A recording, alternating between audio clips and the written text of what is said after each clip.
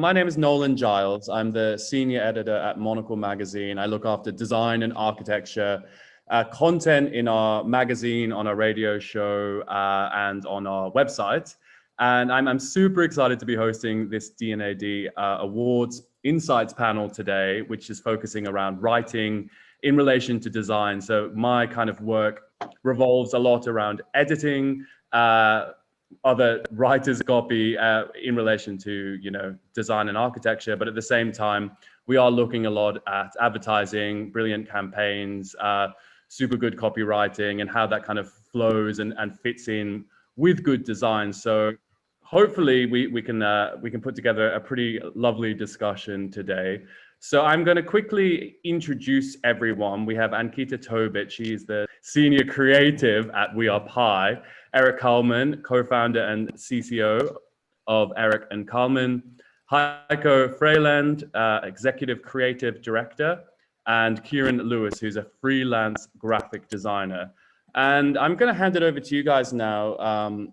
From what I understand, you've all picked a project that you're going to unpack for us and kind of talk about why it really intrigued you, why you thought it was, a work of excellence in regard to writing and writing around design and advertising. So maybe Eric, we can pick it up with you if we'd like. Okay, I believe I chose a radio campaign, which is probably not going to lead to the most insightful design discussion of our lives. Cool. So a radio campaign for Burger King's Impossible Burger, and it was about, which is obviously a burger not made out of burger. And the campaign was from David, I think in Madrid. So it was called Confusing Times. Basically, it was a really cool campaign construct. It talked about a little bit about maybe life during COVID and how things are confusing, but it wasn't just about that. It went into just regular life, kind of the juxtapositions or funny little insights in life. One example that's top of mind is, a couple was confused because they just had a baby and everyone keeps asking when they're having their next baby and wondering if the current one is good enough. Simon and Sarah had a baby, and now everyone asks when the next one's coming. Simon and Sarah are confused. So fun little, almost, short tidbits that they stacked up into minute-long radio ads. And the payoff was that, during these confusing times, it's a great time for the Impossible Burger. Are confusing times. The perfect time for the Burger King Impossible Whopper. And I think the reason I picked it was just a really solid campaign idea. And it's funny, in judging award shows, I'm lucky to get to do it a lot. I'm seeing less and less campaigns and more kind of one-off pieces. I think a lot of time might be put together just for award entries and not just kind of like meat and potatoes advertising that runs and runs and runs. And so I was excited that this was a really simple campaign construct that you could hear maybe on your drive to work or, I don't know, later on when you're listening to music on your phone, and hear a different one each time and smile throughout and, actually take away and remember the message. To me, it was, what there used to be a lot more of. And it was just, and it's kind of usually what a client is asking for. So often in advertising, we can, we're almost doing two jobs for clients. We're giving them the effective, what I guess I just called meat and potatoes ads. And then we're also thinking of really fun, innovative, new breakthrough things that are almost extras. Sometimes it's almost like they're little fun trinkets that we do on the side. And we do both at once, right? And then what the meat and potatoes is the actual advertising. That a lot of people can kind of care less and less about. And if it's too hard, not even try to make it the best, and they put all their effort into maybe something that's more of a PRable award show piece. So I just get really excited when I hear work that seems like it's a real ad and it's also very good. I think that's why I chose that campaign. And everyone should check it out. And it's the best ever. And what I just said was incredibly insightful.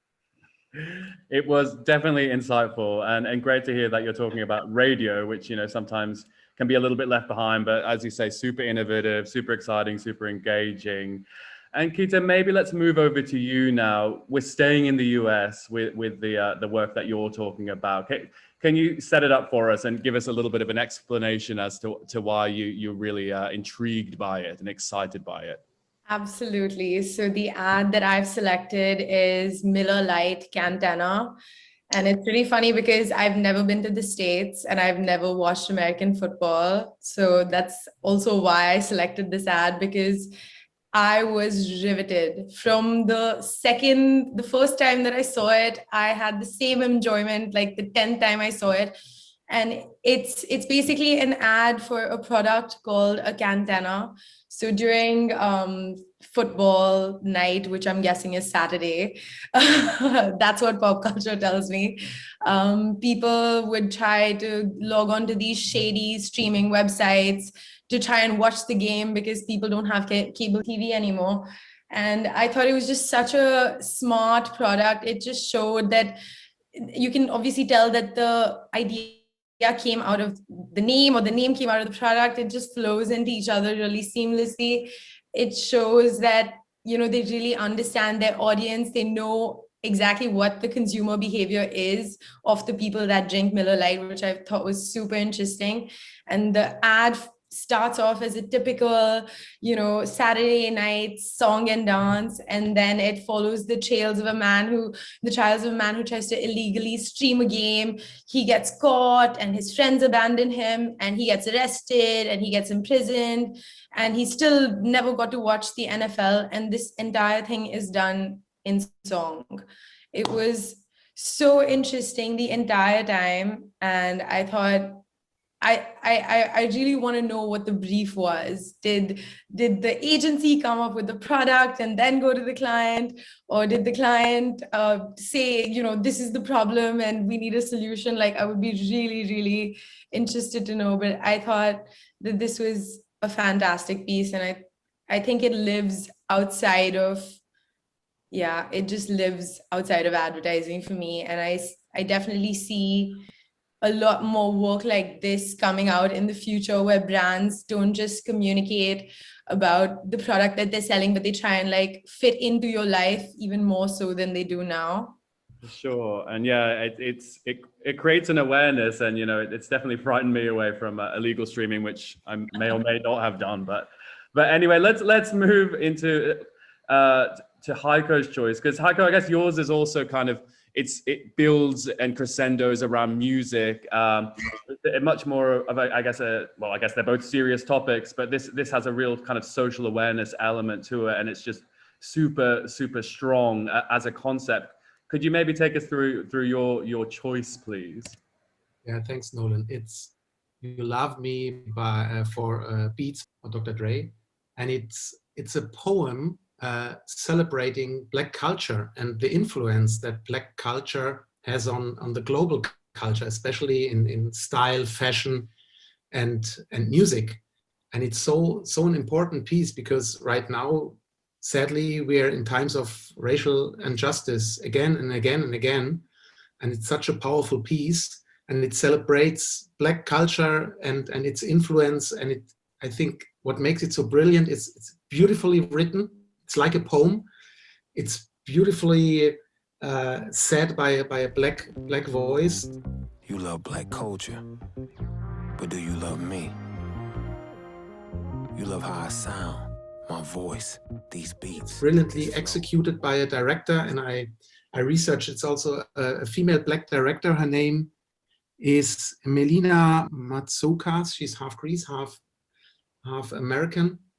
And it works in both ways. On one way, it makes the Black people really proud of what they achieved and all their style, because they get criticized so often, they lose their faith, and it really strengthens the whole culture and makes them proud, really proud of what they achieved so far. And it rebuilds the respect for the white people, who definitely love all the Black culture and the influence in rap, in style, in dance, in fashion.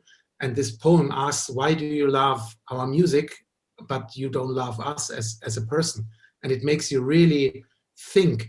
So it works in both ways. And for me, it's more than advertising, because with no single word, it talks about the headphones or the product. It's more about an attitude, and it's brilliantly directed and executed, and it fits perfectly to a brand which has been founded also by Black musicians who always had the mission to raise a voice for his people and his community, and give Black people a voice again. And this made it very, very strong and became a piece of pop culture. And this was for me more than just an ordinary piece of advertising selling headphones. No, it's a real work of art, and I think, just like you say, the synergy with the brand and the fact that it speaks to so many people on so many different levels. It's super inspiring, and I'm glad to kind of end on Kieran's choice, because this is also poetic in a way, extremely joyous, and really, really full of life, and a real celebration of good writing and beautiful kind of cinematography. Kieran, can you kind of take us through what you selected? Sure. So my one is by the agency Joga 5, and it's called We Got You Baby. It was a campaign by Huggies, for Huggies, I should say. I mean, yeah, it's one of those ones where you just have to watch it a good 3 or 4 times, because everything from the tone of voice, cinematography, right down to, those kind of elements of just comedy, it just really brings out the things which I kind of took note, and a lot of the judges also sort of picked up on it as well, was the simplicity of the language. I don't mean necessarily because of the vocabulary used, but it was more, there's little sort of elements in there that they use, and it's very, one-liners, and those kind of one-liners that it's enough to just engage you and you're already hooked. And it's not the biggest, vocabulary or long words. It's just very simple, good copy made in a very good way. Baby, hi. We're so glad you're here. Welcome to Earth, home to 8 billion humans who were also once babies. Even him. One thing I really picked up on, being very chatty in the approach, conversational, very casual as well. Which, I mean, maybe because I'm, in that space now where a lot of my friends are having babies, so I'm very more prominent to it now. But when I watched it, even just thinking from a parent's perspective, potentially, it's something that will just resonate really well with you. The caption is, we got you baby, but I mean, I'm even thinking it feels like we got you parents, because it's from the child's perspective, but it's so much relating to the parent. We're Huggies. Hi. We make these and other stuff to help your parents keep you comfy. And there's actually one thing I wanted to touch on, because it was quite a funny line. There's one part where the narrator talks about the different types of babies and the things you would get. And he's literally, the narrator says, watch this. Do anything right now. That baby is called control. Enjoy it. It's that element of control. That's kind of what they're saying. It's just one little thing it takes for a child to do. But the way they worded it and the way they elegantly put it, it was just poetic, if I'm honest. It was just great. And also it touched on the heartstrings, emotionally, people like watching things with children in it, and it's got that element on there too. But from my perspective, it was just overall, start to finish, a great piece of work. My favorite part is when the baby can eat whatever it wants. Well, can try and eat whatever it wants, and sometimes it gets lucky and finds a Cheeto under the sofa. And I love what you said there, Kieran, about, I guess, this idea of simple, good copy. I mean, as a journalist, that's kind of what I'm all about. But it's really interesting, looking at all of these options, all of these advertisements. They're all quite long. There's, they engage you for a decent amount of time, especially in the kind of world where we're so distracted so easily. And maybe, Ankita, we can go into this idea, I guess, of creating a narrative and copy that engages over such a extensive period of time. Is it about simplicity and just being really clear with the communication? How do you think your, I guess, entry kind of reflected that? How did it keep building and keep people interested? I think the key to making longer content is to not treat the audience like they're stupid. And with a lot of advertising, we tend to dumb things down, because we're like, how do we get this down to the simplest message that is super clear that everyone's going to get? And I find that quite often a lot of nuance is lost.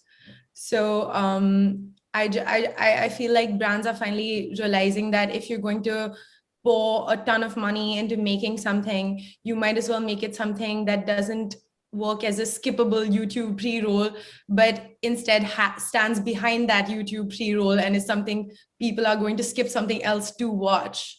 So it's really interesting to see. And like Kieran was saying, the trend is going towards something that is a lot more conversational, a lot more real. So I'm excited to see what happens next.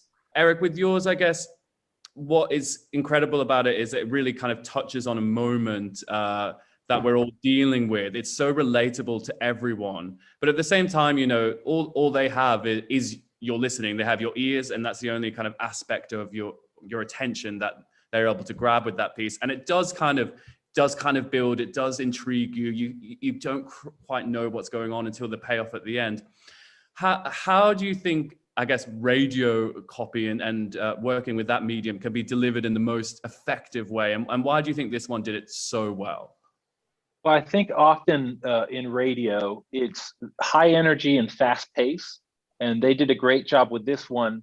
I think breaking through because it was so quiet and sparse. You know, the character talking about the confusing times he talked this slowly, you know, which you never hear. So I think they kind of went the opposite of everything else you're used to hearing, which was really great and really smart. And I think just kind of building off some stuff Ankita was saying is you can break everything down to two things. There's manifesto style of kind of writing, which is, you know, always simple, always to the point, always poetic. And then there's ideas that have a hook, a repetition to it. So I think what Ankita and what I picked, even though they're different, you know, had a hook. So a song, you know, this song had a verse, and then the next verse, it just got crazier. The story just, you know, went nuts, and you're excited to hear the next verse. Just like with Confusing Times, you know, it's similar to stuff like The Most Interesting Man in the World. You know, you're going to hear a funny, you know, entertaining joke about why it's a confusing time in the world next. And once you hear one good one, you want to hear what's next. Just like in Ankita's, you heard the first verse, and then you want to hear it get even crazier and even crazier. That's kind of the hook way of doing it. And then, and it's funny, I didn't realize until they were talking about it, but with Kieran and Heiko, you know, the pieces seem very different, but the hardest thing to do is what I call anthem or manifesto pieces, like both of those are. Every element of it has to be kind of beautiful and simplistically perfect, right? Like they're different in tone, but they're both very, I think both you guys used the word poetic because it was all so simple, you know, nothing overwritten. And it had to pair perfectly with, you know, the director who shot simple, engaging stuff to go with it. And same with the music, you know what I mean? So it's almost good ads are always simple. that's one thing. There is also one thing, Eric, what I liked a lot about the piece of work that you choose, The Confusing Times, it was a fresh approach to COVID, because we've seen so many COVID ads in the last 12 months, and they were 95%, they were trapped into the biggest mistake you can make. It's like doing what everyone's doing. It's like showing empty stadiums, showing empty theaters, showing empty restaurants, saying, oh, it's tough times, we're all apart, we want to be together, but now we have to stay strong, and we will be back soon, and and we'll be back even stronger. And they're all the same. And this Burger King said, confusing times, and in such a fresh way, with so much humor and self-humor, and then connecting it to a burger that tastes like meat, but is also without meat. It's also confusing. So this for me was a fresh approach to all this obvious standard COVID stuff. Yeah, another cool thing that they did, which I think you should give them credit for, since we've all been doing a year and a half of COVID advertising, was it touched on COVID, but I think the majority of the jokes weren't about COVID, you know? So it was fresh, the style and the humor of it was fresh, but also they did a really smart thing where, you know, like the first joke would be something about the woman who owns a dog is more excited to walk the dog than the dog is, you know, to get outside. But then it went straight into other things that are applicable to, you know, non-COVID times too. So it was just, Ankita said, don't make people feel stupid and be like, okay, here are 100 COVID jokes. It was just about life, and life right now had a lot to do with COVID. So a lot of it touched on that too. So it was cool, it was smart. I think, you know, it's that element of just, they just touched on the nail on the head, and they're going back to the simplicity of it all. It's just these days trying to find something that's completely unique or very different. You know, you just go back to the basics and just do those very well. And that in itself will just resonate with people, with humans, you know, individuals. I think I would say you have to do the basics really well, and the idea has to be simple, but the I don't know. I feel like it's going to take a lot more than just like simplicity to get people's attentions these days. Yeah. And especially when you're getting into something a bit longer format, because I know that especially after COVID, my attention span has become so bad. So I'm like, every time I make something, I'm like, it has to be super interesting to even someone on the road who has no idea what this brief is. I'm quite excited to see that all of us have chosen such completely different styles. And it was also nice to see that humor is finally making a comeback in advertising, because there was this one moment where everything was this like, oh, we're saving the planet, or oh, we're saving this person, or oh, we're saving that. And that's fine. But I feel like it was making the world a very heavy place. Yeah.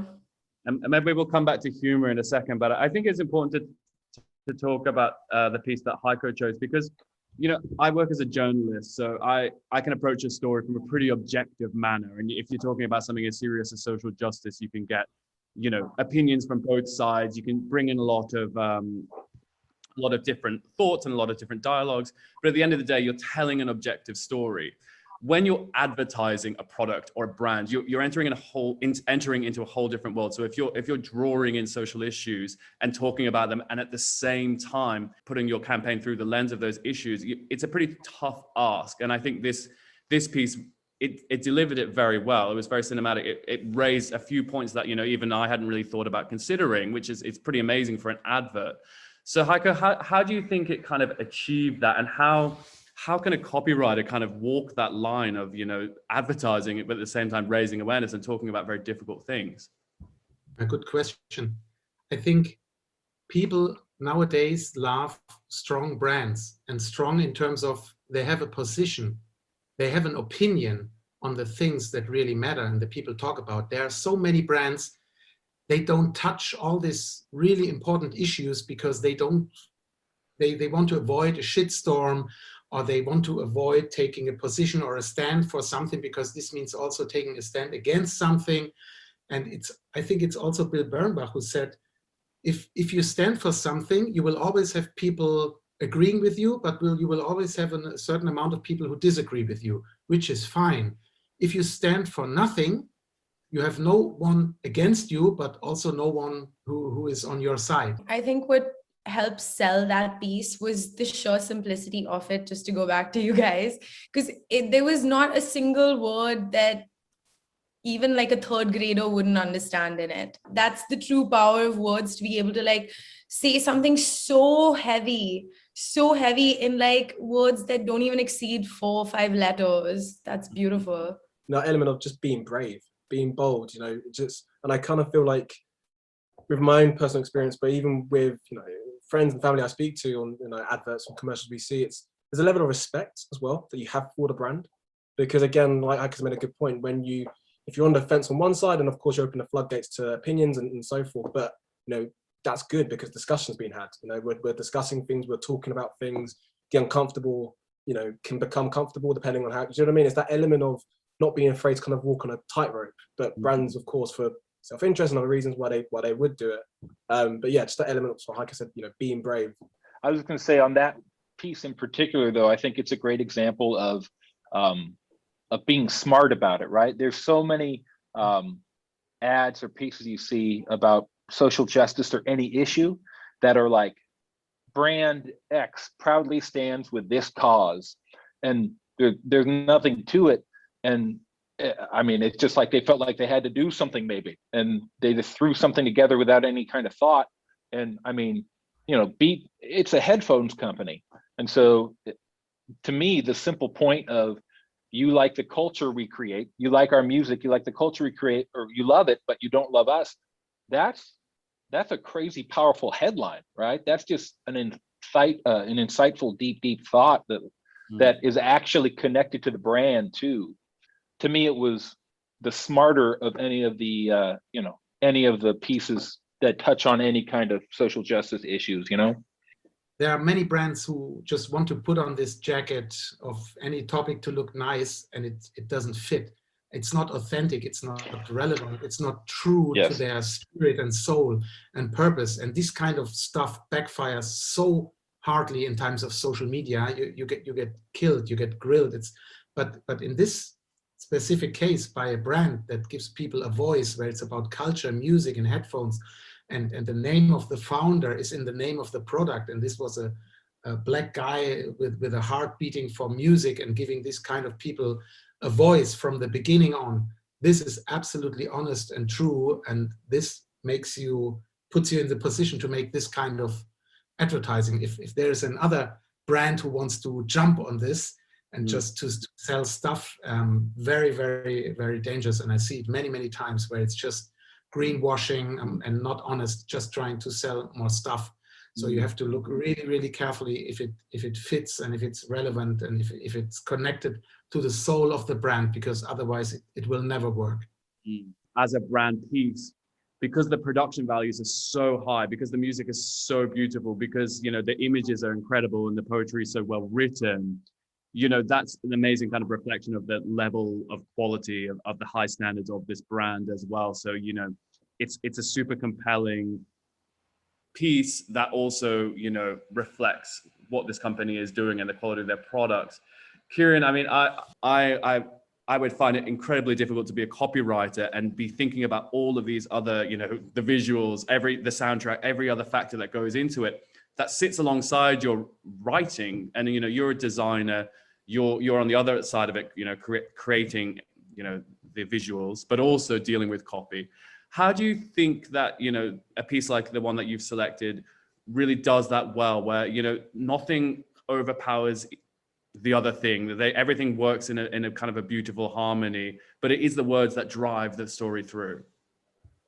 Just from a design perspective, it made me realize, okay, we're designing and we're taking different elements to do a typographic layout and all these things, but actually the real essence of the design will have to come from the writing, because, you know, the two has to work in sync. You know, it's, I guess on visual, that's the first one you see, of course, from a design, but obviously, you know, these components that the language that we're using to really portray what we're trying to get across, it has to be important. You know, it's a very important thing. And I think, you know, those elements of the language, the tone of voice, which is never easy, tone of voice, because, you know, you want to not offend and you want to, especially touching on racism or anything that's sensitive in nature. But, you know, I do find that the two has to work in sync with one another. I do look at things differently from a copy perspective. I guess from growing up and just working on just layout and designers, and obviously copywriters being separate in departments, I feel it's so important to have the two kind of integrate and work more together. And brands and agencies should probably encourage that a bit more in terms of copywriters working alongside designers, in opposed to it being, right, done my design, off we go to copy, because the two needs to be in sync. For me, that's the best kind of campaign or design work, when the two kind of harvest the energy from one another to create something beautiful. And Kira, I promised that we'd go back to humor. So let's try and move back to that topic. You know, we've been through a difficult time, all of us. Hopefully there's light at the end of the tunnel. And, you know, I mean, people are getting out about in the world, things are happening again. We do need a bit of, but I guess we still do need a bit of joy in our lives. And you know, a piece like yours really reflects that. How do you kind of tread that line at the moment? I mean, we talked about the Burger King piece in terms of dealing with the pandemic, but also, you know, bringing a spark of joy and a laugh to everyone that's listening to it.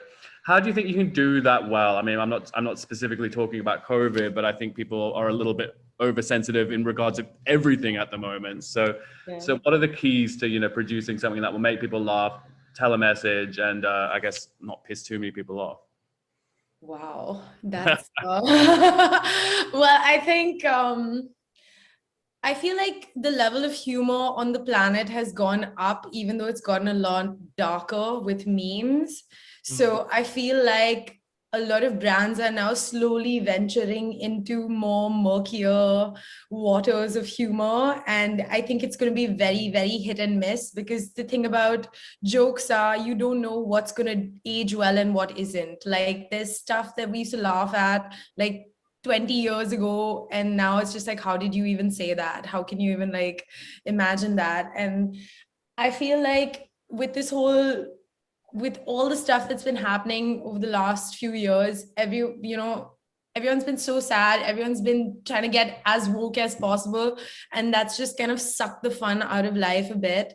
And I mean, obviously, if it's a super touchy topic, then maybe don't make a joke if you are not from that subculture, or if you are not from within that area, maybe you should not be the one to like laugh at it. But otherwise, I am personally of the belief, make all the jokes possible and let everyone laugh. We need it. That's like, you made a really good point actually about the things that you would laugh at, say 10, 20 years ago. And the reason why I said it's very quick, not go too off piece. We watched some stuff on Netflix, How About Your Mother, just going off a very old episode, and you realize the things that they use in the comic that they used then, it's not appropriate now, whether it's a joke about sex or race. Do you know what I mean? It's very little subtle things, and you think back then it was appropriate. Now our senses are more heightened to it. And you touched on, you know, social media, and these kind of channels only kind of push the narrative even more so to people. Absolutely. And I feel like that's really helped people become so much more self-aware. And if you are self-aware, I think you don't get offended by things that easily, because you understand where the line between a joke and something that is real is. So I feel like it's actually, and I really hope brands grow some balls. Can I say that? I hope they can. Heiko said balls too. Okay. Yeah, I just hope that, you know, they just, because it's not like we're on TV anymore. It's not like normal TV advertising. We are on platforms which you can have an age gate, you can have all these different things.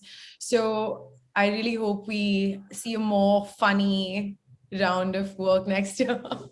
Well, one thing that humor allows you to do in advertising is to focus more on the actual product or service. You know, we do at our agency, we do a lot of funny ads. And while, you know, the trend right now is to make big, powerful pieces that hit on current events in the world, you know, a lot of the most effective advertising can be, if you're selling a bag of spicy potato chips, it can be about how spicy the chip is. We just had an ad campaign come out for an oil change place, and all of our jokes are about how fast you can get your oil changed. One of the strengths of humorous advertising, it allows you to focus, you know, on what you're actually selling in a really direct way.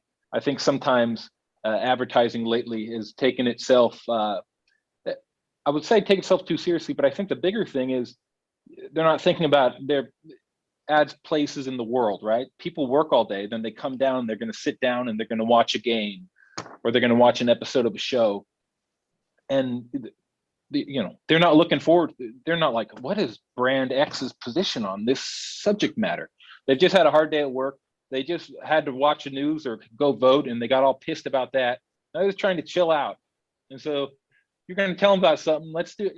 You know, I feel like most ads maybe should be a little more lighthearted or casual. Do you think there is a concern that, you know, oh, if we try to be funny, or if we try to make a joke, you know, we might offend someone? Do you feel like, I mean, obviously these conversations are important, but at the same time, does it take a little bit of bravery from a brand perspective in terms of their copywriting, in terms of the message that they're presenting, just to, you know, make fun of themselves or make fun of something in the world and not care so much about the consequences? That's a good point. I think to be really funny and humorous, you don't have to take yourself too serious.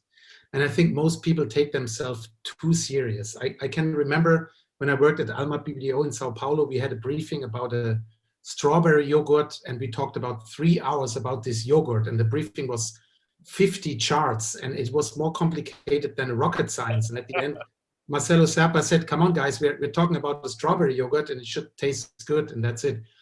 And many clients, they take it too serious. I mean, it's a serious business, but advertising is like getting the information through, but in an entertaining, emotional way. And somehow you have to connect to the people in an emotional way. You have to shock them or entertain them or scare them or make them laugh or touch their heart. Somehow you have to connect. And with brands, I find, you know, the best ones that are the most comical ones who just document what's happening around us. I think there's no need to, you know, pluck from completely out of space or just, you know, outlandish, funny thing. You know, the best ones are literally what we see on a day-to-day basis. I always find that anyway. And just being real to the fact that, you know, people can see through rubbish. And I think it's a case of just being really honest, transparent, and just what's in front of you. That could actually be the most funniest thing and then just kind of elevating that through whether it's radio, music, print, and so forth. Sure. And I think that's a kind of a nice point to sort of wrap things up. But maybe if anyone has any kind of final remarks or any tips or insights that they've kind of learned from this that they can maybe pass on to the copywriters, the budding copywriters in the audience. I mean, maybe we'll start with you, Eric. Any final thoughts? Oh man, just keep it simple. Keep it simple as always. I feel like your first 5 years of advertising is you write an overcomplicated idea, and hopefully if you have a good CD, they can pull out the simple main part you're trying to communicate there, and don't overthink it. Just like you're talking about the briefs with the strategists or the account people or the clients with 50 charts, to brief you in that the strawberry yogurt should taste good. Keep it simple, right to one point, and yeah, have fun with it. I don't know. Perfect. And Keita? I would say fight for the words you love, because I mean, with writing, there's been so many times where people will just be like, no, like, let's just tone that down, or let's just move this. And everyone, just because everyone can write, everyone feels like they are also a writer. So, I mean, I would say just keep fighting. If you love a line, keep it. Brilliant. Kieran? When you're in an advertising agency sort of culture, there is always a bit of a line in the sand, in a sense, where designers sit over there, copywriters over here. The two need to be a bit more integrated, whether it's workshops that kind of integrate both to sort of see how you can produce. I think for me, it's a case of having a really understanding and educating yourself on how both could work together. And it's not just a case of one versus the other. They both need to kind of collaborate in an organic way if possible. So I'd like to see that more in the future anyway. For sure. And Heiko, you're going to have to end with the most poignant, beautiful summary. I just want to give you an example. A couple of days ago, I saw a double spread print ad in one of Germany's biggest newspaper about a car. The car industry is very strong in Germany, print ads all around. And it was about the new BMW 7, which is the Luxus limousine. And the headline was just, the new BMW 7. That's it. Just the name of the product, nothing else. I just want to say to everyone who's writing, words are so incredibly powerful, and try to use them for a good cause.